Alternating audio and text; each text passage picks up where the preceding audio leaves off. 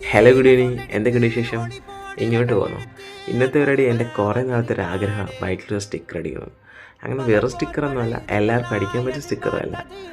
നേഴ്സസിൻ്റെ registration കഴിഞ്ഞ ശേഷം അന്ന് തൊട്ട് ആഗ്രഹിച്ചതാണ് ആ സ്റ്റിക്കർ എൻ്റെ ബൈക്കിലോട്ട് അടിക്കണമെന്ന്. അതെന്തായാലും ഇന്ന് സാധിച്ചു. എന്തായാലും എനിക്ക് സന്തോഷമായി. നിങ്ങൾക്കോ? ഒന്ന് കണ്ടു നോക്ക്.